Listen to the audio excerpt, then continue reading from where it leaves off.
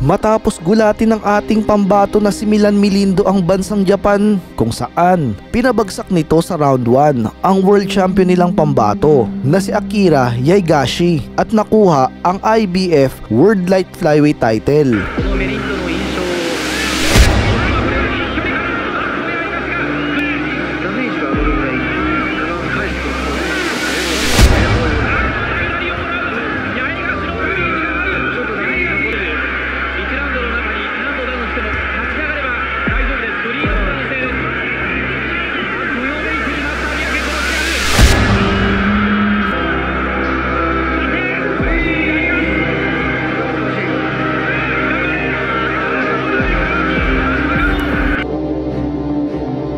Tatlong buwan lamang ang lumipas ay agad nitong didepensahan ang kanyang titulo kontra sa 2-division world champion na pambato ng Africa na si Heki Badler. Malaking hamon ito para sa ating pambato sapagkat hindi basta-bastang fighter si Heki Badler. Nagkamal ito ng sandamakmak na minor title belt at dati rin itong IBO World Minimum Champion, WBA World Minimum Champion at kasalukuyang IBO World Light Flyweight Champion. At nooy may record na 31 wins, 10 via knockout at 2 losses lamang. Samantalang ang ating pambato naman si Milan Milindo ay may record na 36 wins, 13 via knockouts at 2 talo din. Sa laban na ito, hangad ng Aprikano na tapusin kaagad ang laban at maiuwi sa kanilang bansa ang titulo na hawak ng Pinoy.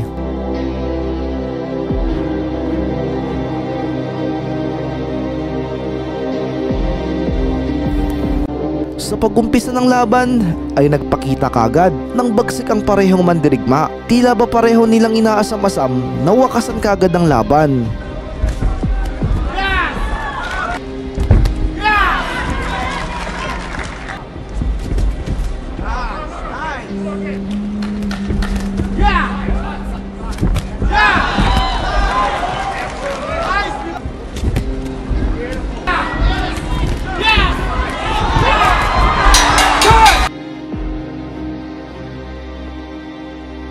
Pagsapit ng round 2 ay aksidenteng tinamaan si Badler ng isang low blow mula kay Milan.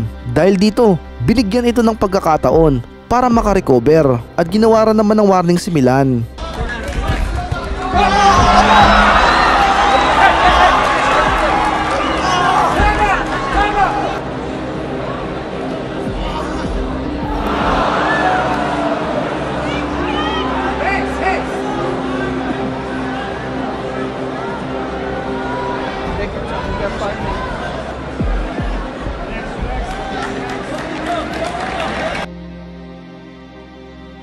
Sa round 3 ay nagpatuloy lang ang pagbibigay ng malalakas na atake ng bawat isa. Subalit kapansin-pansin na mas maganda ang pinapakitang galaw ni Milan, lalo na sa mga footwork at head movement nito kung ikukumpara sa kalabang si Badler.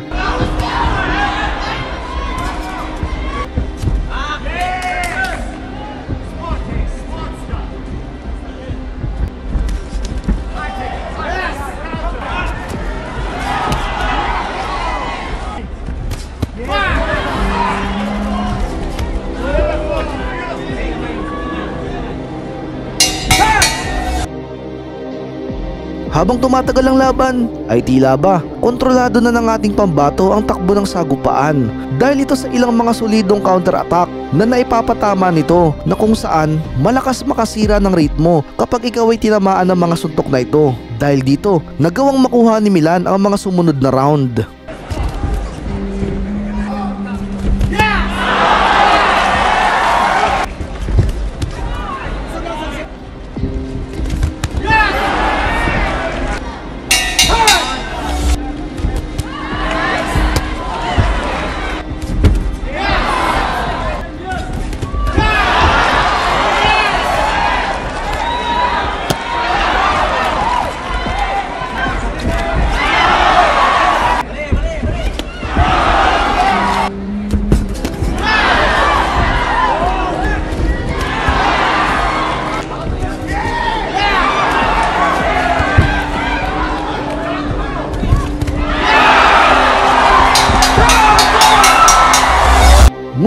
Pagkalapit ng round 6, sa patuloy na pagpapalitan nila ng mga kamao, ay isang malaking sugat sa kaliwang kilay ang tinamo ng ating pambato na si Milan. Dahilan ito upang mabawasan ang performance ng Pinoy sa laban, sapagkat natatakpan ng dugo ang isang paningin nito. Dahil dito, nagkaroon ng magandang pagkakataon ng Afrikanong si Badler.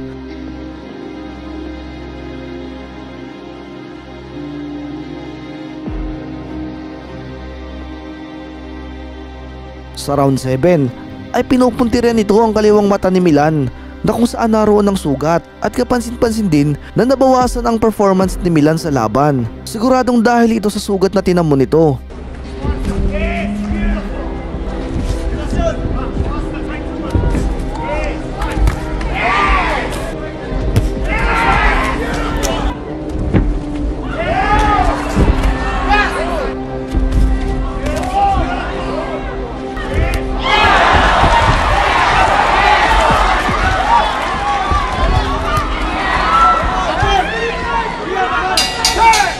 Sa round 8 ay madalas matamaan si Milan ng mga paisa-isang atake ni Badler. Subalit sa kabutihang palad ay nakakasagot pa rin naman kahit papaano ang ating pambato na si Milan.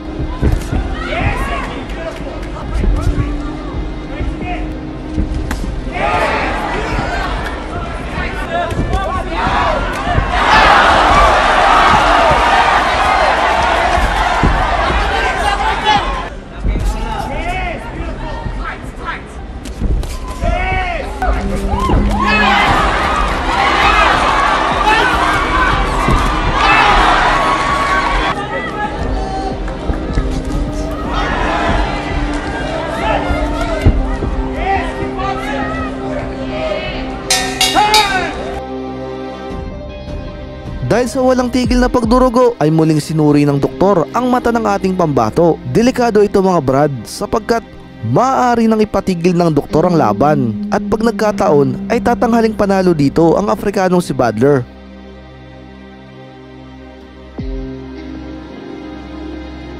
Mabuti na lamang at hindi maselan ang doktor at pinayagan pa rin itong ituloy ang laban.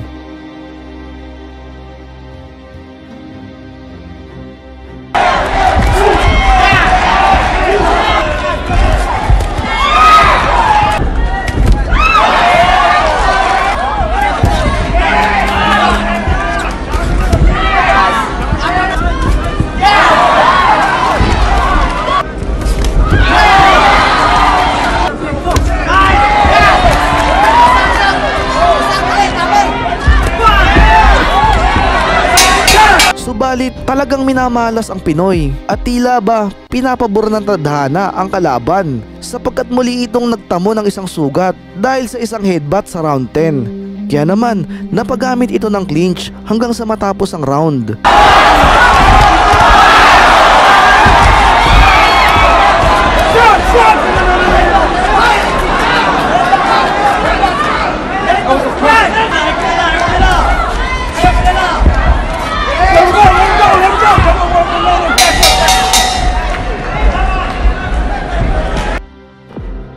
Sa pagkakataong ito naman ay sa ilalim ng kanang kilay ito nadali. Sobrang delikado ito mga brad, sapagkat dalawang mata na ni Milan ang sugatan.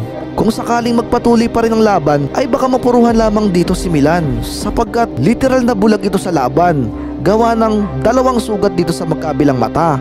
At maya-maya pa ay muling pumayag ang doktor na ituloy ang laban. Subalit may sinasabi ito sa referee. Tila ba isang kondisyon na kung ano man ang mangyari ay agad na nitong ihihinto ang laban.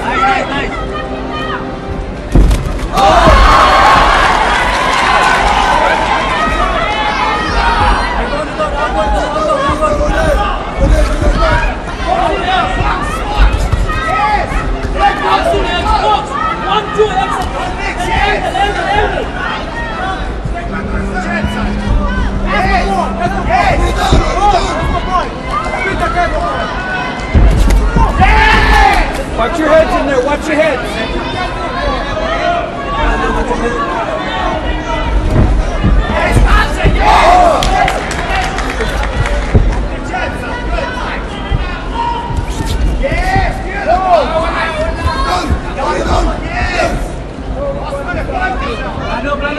Plano. Yes! Yes! Nice, son. Utong gamay. Ayan yung back.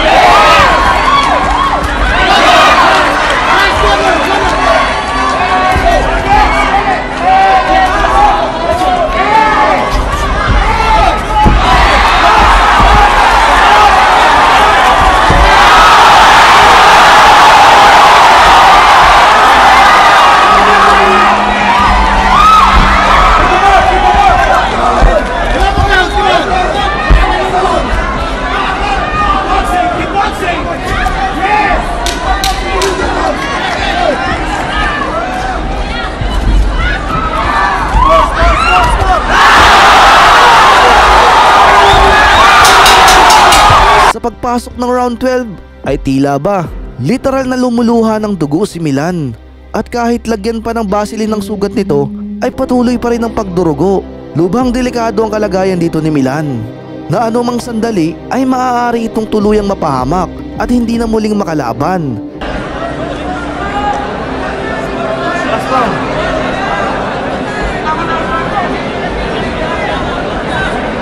Fight! Go! Okay, you can patch it. Go. Okay. Let's go. Right there. Let's go. That's good. Let's go. That's good.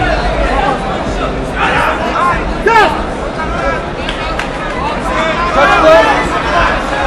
Turn in. Touch ball. Touch. Subalit, ilang segundo pa lamang ang nakakalipas sa round 12 ay biglang dumagundong ang paligid. Ito ay dahil sa malakas na hiyawan ng mga tao sa loob ng stadium, sapagkat napabagsak ni Milan ang Afrikanong si Badler.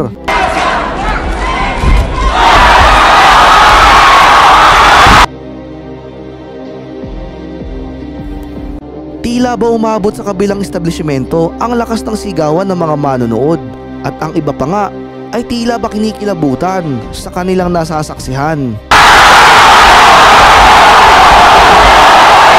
Sa pagbibilang ng referee ay tila ba gustong sabihin ni Badler na nadulas lamang ito at hindi dahil sa suntok kung bakit ito bumagsak, at dito ay muling nagpatuloy ang laban.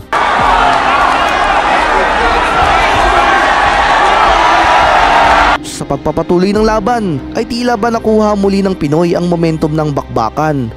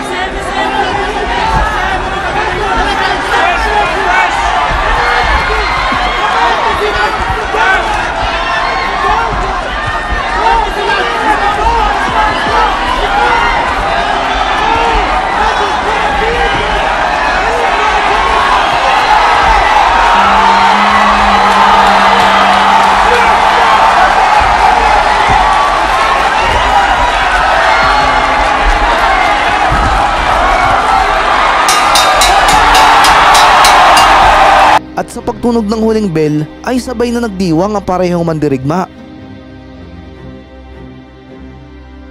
Sa paghihintay ng bawat isa kung sino ang tatanghaling mananalo ay muling dumagundong ang paligid nang isigaw ng announcer ang pangalalang Pinoy bilang kampiyon sa labang iyon. Dito ay nakuha ng ating pambato ang panalo by split decision. Kamangha-mangha ang tapang at tibay na pinamalas dito ng ating pambato sapagkat literal na buwis buhay itong nakipagsabayan sa laban. Kaya naman nagbunga ito ng isang matamis na tagumpay. Kung nabitin ka naman sa ating video ay inaanyayahan kitang mag-subscribe at pindutin ang bell button para updated ka sa mga kalidad na boxing topic. Maraming salamat po.